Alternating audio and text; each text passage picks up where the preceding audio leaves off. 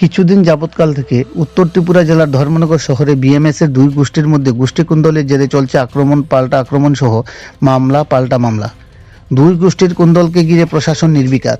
এরই মধ্যে বিএমএস অনির্দিষ্টকালের জন্য ওয়েল ট্যাঙ্কার বন্ধের ডাক দিয়েছে, যার ফলশ্রুতিতে ত্রিপুরার বিভিন্ন প্রান্তে দেখা দিয়েছে পেট্রোল ও ডিজেল সংকট।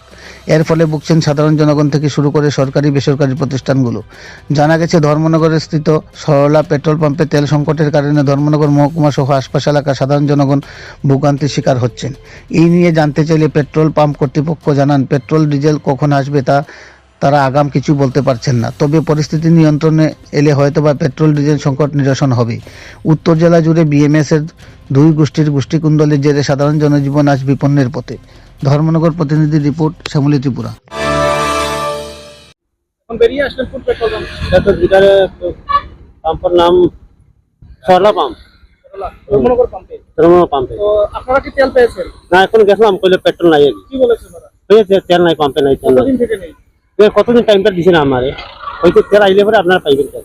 তো আপনারা যে বর্তমানে একটা পরিস্থিতির কারণে যে বিভিন্ন জায়গাতে যে পাম্পে তেল নেই, আপনারা সাধারণ জনগণ হিসেবে আমরা তো সাধারণত এই যে ক্ষতিগ্রস্ত হইতেছি, আমাদের পাম্পে যে বাইকের তেল নাই, আমরা হয়ে যাই তেল। তাহলে এখন আপনারা কি করবেন ভাবছেন?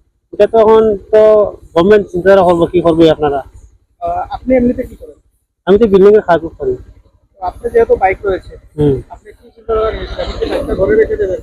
এখন তো তেল না পারি তো বাইক তো করে রাখতে হইব, তেল ছাড়া তো বাইক চলবে না। আপনার পরিচয়টা? আমি তো কপিলউদ্দিন। আপনি কি স্থানীয় বাসিন্দা ধর্মনগর? এই ধর্ম এই বটসি এলাকায়।